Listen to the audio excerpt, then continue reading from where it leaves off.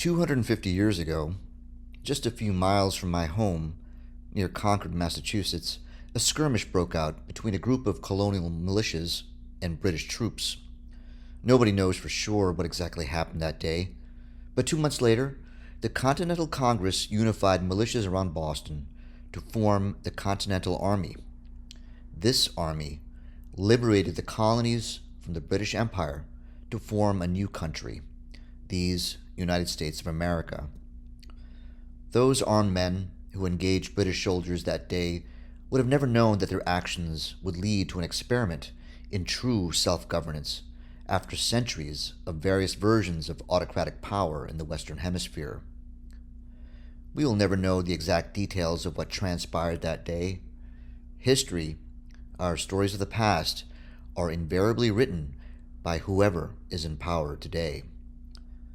I am most interested in what was going through the minds of those patriots earlier that day and in the days and weeks prior. Where did they convene to discuss and plan? In meeting houses like this one? What was said? I think we can make a pretty good guess. Enough is enough. Somebody has to do something. If not we, then who? I believe we are at another inflection point in the course of history right now. In the future which I envision, these 3 days will be remembered as an event that catalyzed very big changes in how we think about the world, ourselves, and the systems to which we have been abdicating our power. So with that said, I would like to pose a question to you. Why are you here? A reinvestigation of the events of 9/11 is long overdue, but I am not asking what it is we wish to accomplish. I am asking, why is it you who are here and not somebody else?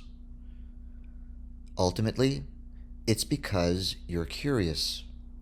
At some point you saw or heard something about those events that captured your attention. While many shrugged their shoulders and moved on, you couldn't look away. You were intrigued.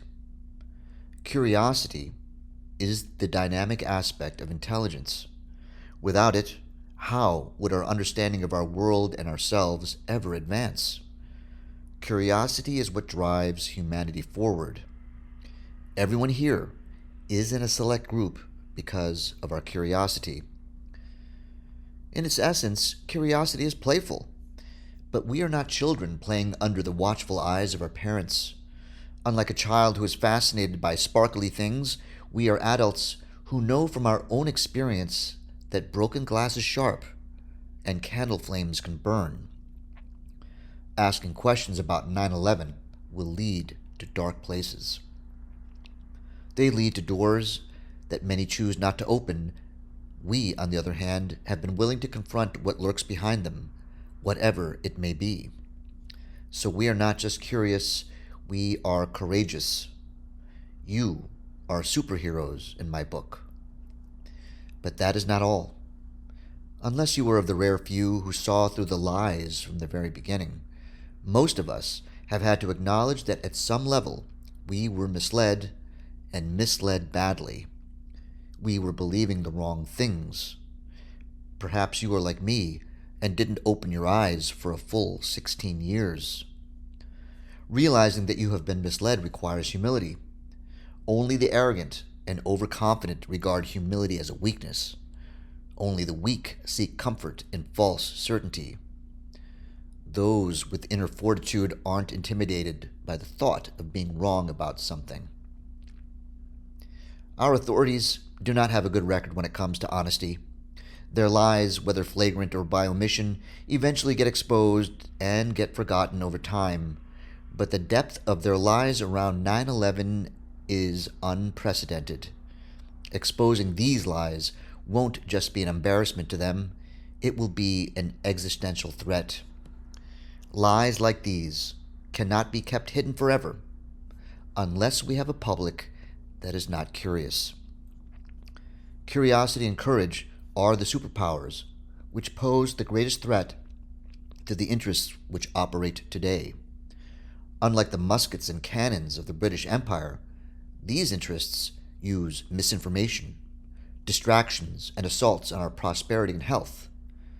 Curiosity and courage are more dangerous to them than being able to fly through the air or stop bullets with bare hands.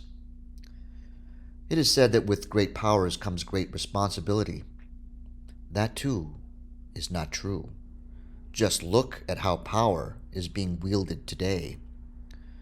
We are sovereign individuals and are not subject to another's moral or ethical code. We are here today out of our own convictions and not anyone else's. The tide is turning. There are simply too many of us out there. The tide is turning. It is obvious. I distinctly remember that just 5 years ago, challenging the fantasy we were told about 9/11 relegated you to remote corners of discussion on social media. You couldn't bring it up in polite conversation. Now, openly supporting the official narrative invites serious questions about your credibility. Today, one's take on 9/11 is the best litmus test of one's own sensibility as it applies to nearly every contentious issue around geopolitics, history, and yes, science. They, whoever they are trying to stop a rising tide. Rising tides are unstoppable. And so as we open this 3-day symposium, which has brought together researchers, architects, engineers, pilots, firefighters, family members of the victims and members of the public at large, filmmakers, and yes, even sitting senators, I want to remind you that we are unified at a very deep level. We are unified through curiosity and courage and conviction to do what is right.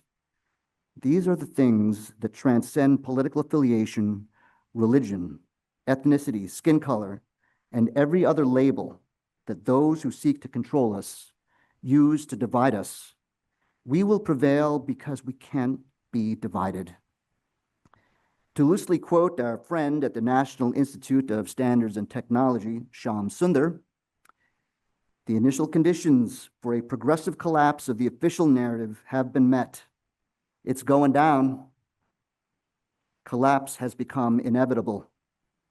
Unlike NIST, who felt that explaining how it goes down need not be part of a governmental investigation, I think we have a pretty good idea of how the official story will get demolished in the minds of the public. Irrefutable proof in the form of meticulous analyses, physical evidence, testimony from first responders and experts in structural engineering, demolition, firefighting, and aviation will be gathered. Independent media platforms will bring this evidence to their audiences, whose size rivals or exceed those of legacy media. And at the same time, these corporate-funded platforms of propaganda will be facing stiff criticism around the reporting of other crises, which will expose them as frauds on other issues.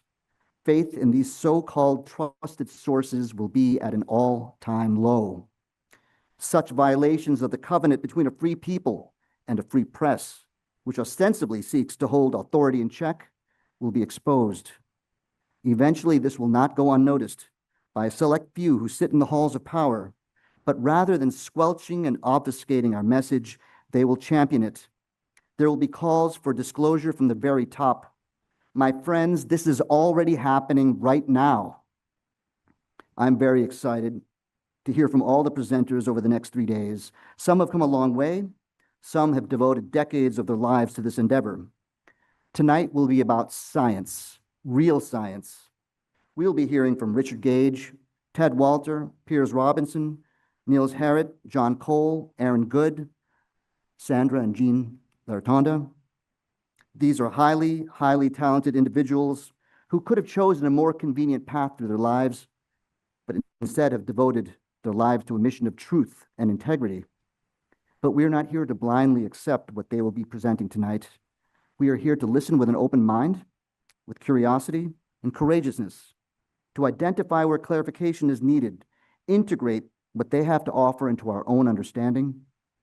We are here to learn and hopefully use what we've learned to teach others. That is how humanity advances. We may not agree on all the particulars, and we may never be able to know with certainty what happened that day, but we know what cannot happen. Architects and engineers, in all their brilliance, cannot design and construct buildings that are heavy enough to pulverize themselves in a matter of seconds from a gravitational collapse. How could such a structure stand to begin with? Fires cannot burn under millions of gallons of water for 3 months unless there's a source of oxygen present. 118 firefighters cannot all be mistaken of what explosions should feel and sound like. There is much, much more than that. And we'll be hearing about some of these things tonight. We may never be able to identify all the true perpetrators, but we know with 100% certainty who the biggest perpetrator was. It was our media. We know that they have, at the very least, been complicit in perpetuating a false story. Dozens of mainstream media sources reported in real time massive explosive events occurring before and during the annihilation of the Twin Towers. Yet when NIST, a branch of our own body, our own Department of Commerce, explained that there was no need to search for evidence of explosives because there were no witnesses, these same media sources stayed silent. As members of a free press, their actions were indefensible. They are being controlled, and perhaps this is the scariest and darkest place where curiosity leads. Rather than being our final and most important guardian against a tyrannical authority, they are, at least with regards to this issue, in cahoots with them. Their only response is to discredit us and our intentions. They label us as seditious, pseudoscientific, feeble-minded, and irony of all ironies, unpatriotic. One only has to review what transpired in the days after September 11th, 2001 to see how they manipulated us into surrendering the things we valued the most. Do you remember? Why would these alleged hijackers do such things? Some asked. Because, we were told, they hate us. They hate our way of life. They hate our liberty, our freedom to do and speak as we wish. Within weeks, the public was convinced that in order to defend democracy, extraordinary rendition would be necessary. Confessions obtained through torture at secret CIA black sites would be admissible in court. Incarceration on mere suspicion alone would be okay. We readily submitted to the idea that surveillance of our communications was required now to safeguard our right to privacy in the future. All of these provisions were neatly spelled out in irony of ironies, the Patriot Act. If our intent was to defend democracy, we lost. We lost before a single bomb was dropped and before a young American soldier set foot in another land. Our brave soldiers did not fail. It was our cowardly leadership that failed us. This movement is about more than 9/11. It is about restoring the inalienable rights of a free people granted by their creator. Rights which we surrendered because of a multi-layered attack of deception by the institutions we trusted the most. We who are here today are at the leading edge of this movement. However, the power of a rising tide lies in the trailing edge. For every one of us who is present today, there are tens of thousands who can see that at one level or another, we were misled about what took place that day. They come from all walks of life, and they know that the opinion of experts who presided over this matter can no longer be trusted. Today, there is another large group who may not be aware of the deceptions around 9/11, but have painfully come to realize that experts are fallible, that they can be controlled by powerful interests, and are susceptible to herd mentality. These are the victims of the COVID-19 pandemic response, who were denied early and effective treatment from repurposed drugs, and who suffered injuries that were undeniably due to a rapidly developed and poorly tested modified RNA product. I would like to take this moment to address all the epidemiologists, statisticians, researchers, and highly credentialed physicians who recognize the distortions in peer-reviewed literature and PSAs coming from our public health institutions during the pandemic. I have collaborated with some of you. I have learned from many more. You have seen with your own eyes what happens when the public institutions which serve as the final word on science get corrupted, but maintain their sway over the scientific community at large because of a media juggernaut which legitimizes their position. You spoke out at great risk to your reputation, your licensures, your professional affiliations and appointments. You spoke out at great risk to your livelihoods. The researchers and scientists who have gathered here today have been fighting the same disruptive forces at the very same perils, and they've been at it for 20 years or more. I invite you to bring your attention to what we presented this evening. You too are part of this rising tide. It is time that we unite around the common goal of restoring integrity to how science is done and holding mainstream media accountable. On that note, I have a message for another group of people. The journalists who are on the payroll of NPR, CNN, The Times, MSNBC, The Washington Post, and Fox News. If you happen to be here or listening in, are you going to report on this event? How are you going to write your story?